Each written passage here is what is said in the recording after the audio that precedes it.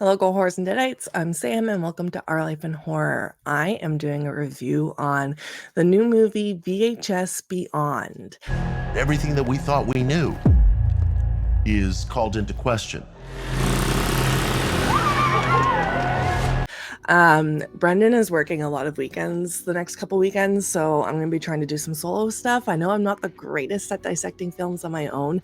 I do a lot better when I'm like bantering off of Brendan, but I'm going to do my best. I'm also not a sci-fi girly, so that says a lot because I really enjoyed this movie. So I'm going to be getting into spoiler-free thoughts, and then I'll get into the spoilers, and I'm also going to rank each of the segments as my least favorite to favorite.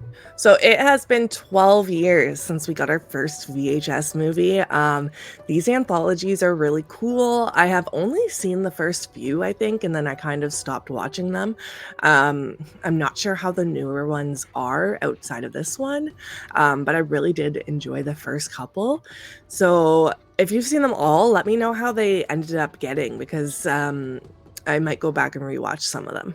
My favorite thing about anthologies is that there's lots of little stories within this movie, and if you don't like one, you might like the rest. So after watching this movie, I was trying to rank them, and even my least favorite I really enjoyed, so that's saying a lot. The directors that worked on this film are Jordan Downey, Virat Pal, Justin Martinez, Justin Long, Christian Long, Kate Siegel, and Jay Cheel.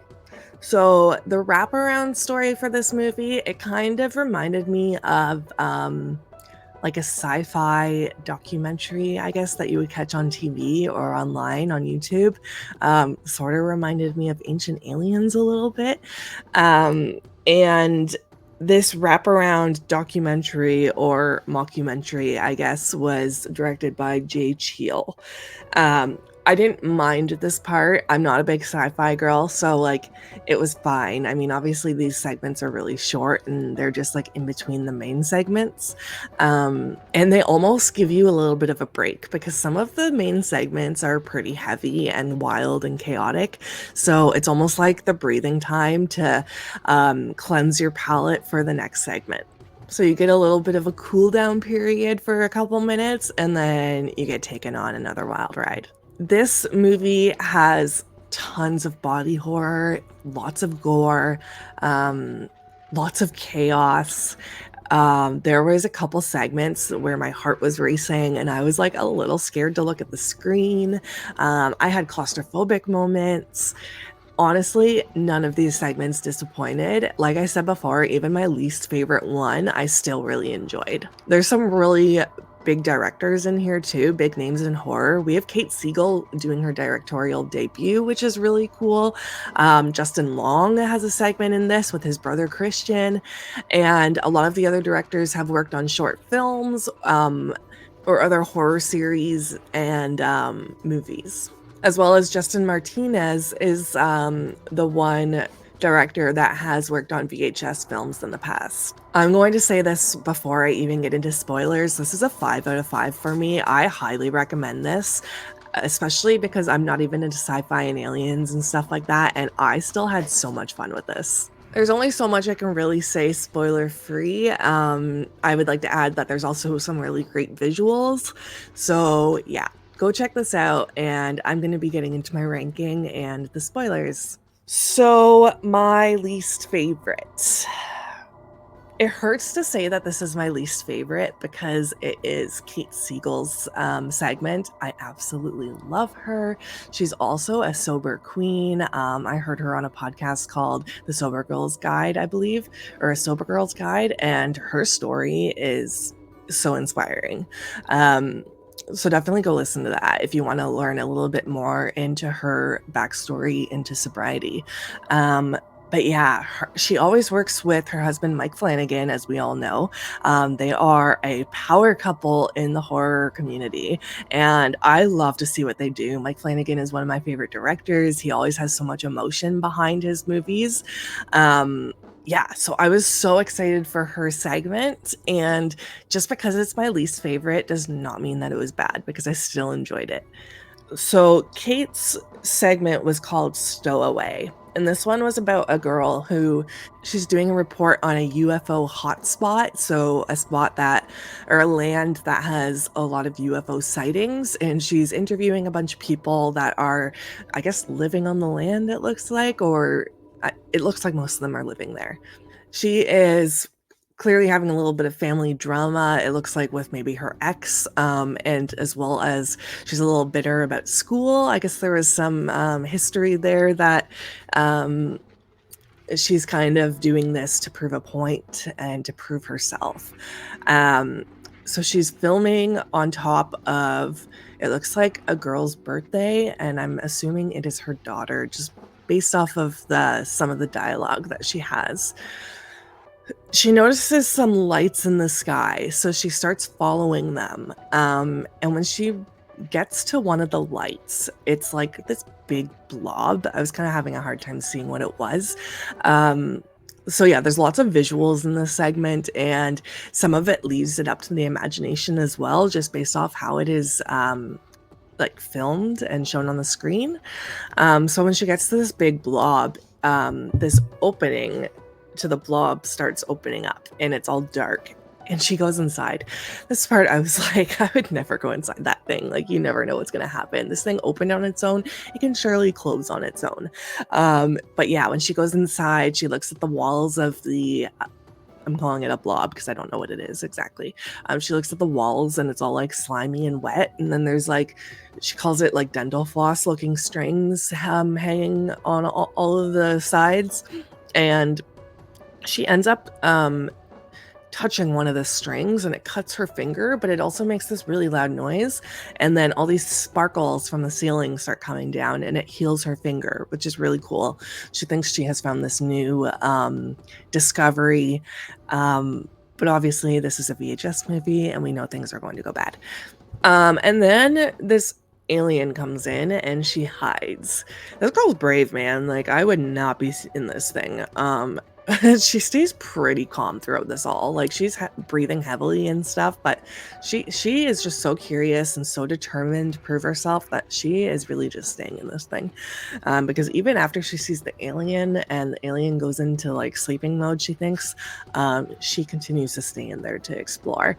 She finds a spider and what looks like an octopus, and it looks like they are being preserved inside of this blob, I'll call it still. But yeah, she ends up getting sucked into this thing, like, I guess, like morphing with it almost. And this blob goes and takes her up into space, it looks like. This is where all the body horror starts happening. She starts morphing into like this alien looking creature, and it's gross. It is pretty cool. The one issue I have with this segment is at times I'm like squinting at the screen trying to figure out what's going on, but I guess that's kind of the point, is like it's kind of leaving it up to your imagination a little bit, but also showing you like the grossness of the body horror. So I can't really fault it. It's just it's my least favorite because of that. I think it's not as chaotic as the other ones and fast paced. It's more of a slow burn for a short segment. And yeah, you don't fully see everything, I guess. So I guess that's why it's my last place. Again, I hate to do that because I love Kate Siegel, but like I said, I still enjoyed it. So going into fourth place. See, and I love this one too. I'm going with Dream Girl by Virat Pal. This one's really cool. This one was about some paparazzi that are following this famous, she's a singer, I guess. At times, I think they're talking about her as an actress, so maybe she's doing it all. She's basically the dream girl, like she's the it girl of their time. Everyone wants to be her, and they follow her. They get a lead as to where she is, so they follow her to her set, and they watch her music video. And you get like a full-on music video clip that we get to watch. And then she goes into her trailer afterwards, and one of the boys, because there's two paparazzi, they're like a duo, one of them hides inside the trailer and is watching through like the closet kind of. And the manager comes in, gets mad at her, and when the manager leaves, she starts crying. The boy that's in the closet, he sees a face and it is like a face in this clear goop. So he accidentally touches it and is like grossed out, and then he sees the face, which is like a super jarring moment, and he ends up falling out of the closet. And then obviously she notices him. They start talking, and he asks if she's okay. He starts saying everyone wants to be her, and like she can basically do whatever she wants. It's not a manager's world. She is the star. Sorry, I'm still getting over a sickness, so I feel like I'm sounding rough. She says she'd rather be normal and says that she likes his face. And right away, I kind of knew where this was going, because I'm like, hey, he saw that face in the closet. Like, clearly she can take faces. This is when things go batshit crazy. I'd also like to add that I like the colors and lighting in her dressing room. It was kind of nice. But yeah, she leaves the trailer as she rips off her face and then leaves the trailer, and she ends up spitting like this acid at, I guess it was the manager, and his face just completely burns off, and she's like sparking like electricity. It almost seems like she's sort of like a robot. So I don't know if she's like a robot type alien thing or just a robot. I guess this is sci-fi, so it could be either. And yeah, things go batshit crazy, and she starts murdering everyone. There was some really good visual effects in this one, as well as when things go all dark, when the power goes out. Like, it had me on edge because I was just like waiting for her to pop up. I also loved how she put her song on and is still like somewhat like dancing and but yet murdering people. She ends up ripping the guy's arms off and taking his face, and she says, "Do you want a selfie?" which I thought was really funny. But yeah, she ends up like wearing his face, and this one was batshit crazy. So I still like really love this one. Also, I think I'm gonna rate each segment. So let's go back to Kate Siegel's quick. I think I'm gonna give that a 4 out of 5. Dream Girl. See, like honestly, I think I would rate the rest 5 out of 5s. I think the only one that would like kind of didn't fully do it for me was that Stowaway one, but I still really loved it. Yeah. So yeah, Dream Girl is my number 4. Number 3 for me is Fur Babies. This one was done by Justin Long and his brother Christian Long. They have worked together a lot in the past, apparently, according to the interwebs. And I actually, funny enough, I watched this one with both of my dogs. They were both laying in bed with me, and as I was watching it, I'm like, this feels so wrong. But yeah, this one is about I guess like a animal cruelty team that discovers this woman's dog commercial. She does like dog care and stuff. And they see that there are mutilated dead dogs on her mantle. So they want to go to her house and film and get down to the bottom of it, basically, and like out her, I guess. So 2 of the team members go to this house, and they bring a dog with them in a dog carrier, and they have a camera in there. They are questioning her. She notices the camera inside of the crate, but she pretends not to notice it and just continues on with doing what she's doing. So she says she's going to give them a tour. They end up passing this room, and they hear a big growl, and inside that room is her brother. So yeah, really weird. She leads them to the basement, and this right away is the part where I was like, no fucking way would I be going down there, because this basement is dark. We start seeing tools everywhere. There are posters of the anatomy of a human and an anatomy of a dog. So right away, I'm thinking there's going to be some surgical shit going on. And yeah, a big fat nope for me. And things shit starts hitting the fan here. She basically says that there is an area for the timeout area, and that is where the bad dogs go. And she shows what's inside, and there is a man in a crate. Then the brother comes running downstairs and chloroforms them, and they end up waking up in crates. When they are in these crates, this woman is starting to morph them into dogs. She is taking the parts of dogs, like the jaw or the paws, and she is surgically putting them on them because she is turning them into her dogs. This reminded me so much of Tusk, which is funny because this is Justin Long's segment, and he was the star of Tusk. So I'm assuming there was some inspiration from that. But yeah, as she is doing these surgeries on these two members of this animal cruelty team, the rest of the team realizes that their people are missing and they come to the house. She then has her mutated human / dogs attack them, and it is very bloody. This segment was wild. Again, I'm rating the rest of these segments 5 out of 5. So like they were all so good. The body horror, the gore, the intensity of them. Like this one had my heart going too. The next one I'm going to get into is my number 2 is Stork. Stork by Jordan Downey. Before I even knew that this one was called Stork, I recognized the creature at the end as being a stork, which I thought was pretty cool. So this one I thought so this is the first segment, and when I first watched it, I was like, wow, this might be my favorite segment before even watching any of the rest, and it ended up being my second favorite. So like I knew it was a good one. This one felt almost like a video game in a sense, like the way it was filmed. It was filmed very fast and action-packed, and it had my adrenaline going. When I finished that first segment, I was so excited for the rest of this movie. This one is about a bunch of infants that are going missing, and it's following a group of cops, and they're trying to get to the bottom of it. So they're sitting around their table, they're drinking booze too, because one of the cops, his child has gone missing, or children, and they have like their detective board with all the infants that are missing and stuff, and their clues on there. So they get a lead as to where they think it's a man that is doing this. So they get a lead as to where this man is, and so they go to the house. It is a very abandoned house. It kind of looks like it would be a drug house, like where people are just kind of squatting and dealing and stuff. That's kind of the vibe I got.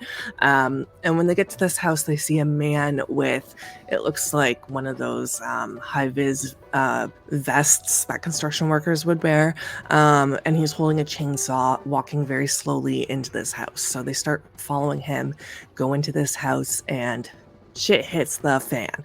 It is insane. I cannot believe this segment. It was so wild.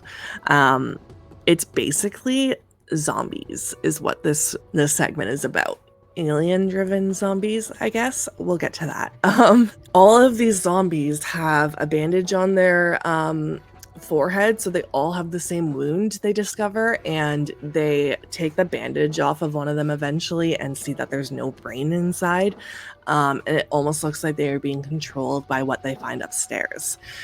This one's wild. They have zombies coming at them like crazy, and they are just shooting at them and killing them, and there is blood everywhere, and it feels like a video game that I would not want to play because it looks terrifying. I really love stories about children going missing. I think because I find that obviously it's a very dark concept, and it's like something scary that actually happens in our world. Obviously not in this way. It's a kidnapper usually, but that stuff actually gets under my skin, which is why I really enjoyed those stories as a horror lover. They end up hearing babies crying upstairs, and they follow the noise, and then there's like baby toys upstairs and like the sounds of the toys, and it's super eerie. There's a staircase that they have to go up, like filled with vines, and that is where they find this big rock or like meteor looking thing, and I think that's probably what is controlling them. IMAX. But also what is upstairs is this alien looking stork, and right away I was like, oh my god, like baby's a stork, like that's so cool. And then I saw that online that's what the thing was called, the segment is called Stork, so I thought that was really cool. I really liked this one. It's really dark and chaotic, fast-paced, and action-packed. and super bloody as well. The look of these zombie looking things is disgusting. Like their teeth and their wound, it's just so bloody, and I absolutely loved it. Oh, and there's also like the skinny looking alien thing that like has like this big smile on his face and is like carrying the babies around. It was super creepy. So with that, we are going to get into my favorite segment. My number one was Live and Let Dive by Justin Martinez. This one, my heart was racing, and I don't know if it's because I was drinking coffee on an empty stomach, but holy crap, I think I'm just really scared of planes in general, and tight spaces. This one is super claustrophobic. It's about a group of friends that are going on a skydiving trip for their friend's birthday, and this plane is tiny. It is so small, and they are crammed in there, all sitting like literally like sitting next to each other. There's a bunch of them, and they're all talking about the trip and stuff. They're video cameraing it, obviously, and like talking about how excited they are and nervous. And then they are filming outside of the plane because there's been some turbulence, and they see a UFO, which was really cool. I actually like this, felt like I was actually watching like real footage. It was really cool. So there's this UFO, and then all of a sudden it disappears. And then they see it again, and it disappears.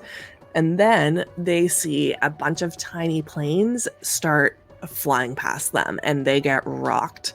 And someone shouts out military. So obviously, I think it's the military going after this thing.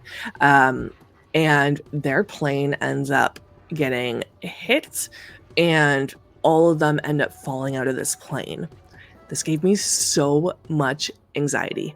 Like, oh my God, I felt like I was actually one of them falling because, you know, some of them are able to get their chutes out. The main guy, the main guy that we are following cannot get his chute out and is freaking out, trying to figure out how to get this parachute going. And you just see people falling from the sky. You see the plane falling like above him. You see an alien with one of the people, and it is fucking scary. And then the guy you're following lands. He crashes to the ground. And then you see blood.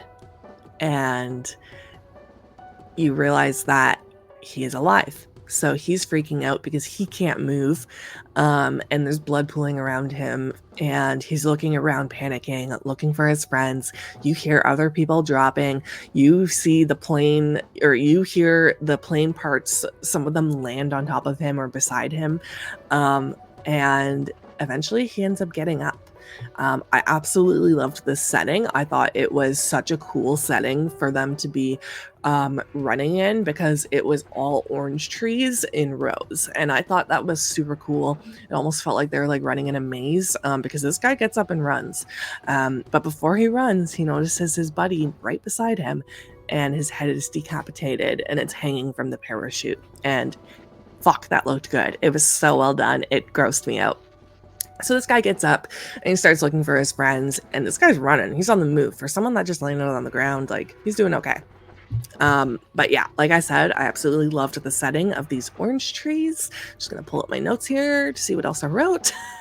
But yeah, then there are a couple survivors, or a few survivors. This main guy runs into some more people. They are tending to wounds. It is chaotic. It is bloody. People are puking because of how gross it is. It feels so realistic.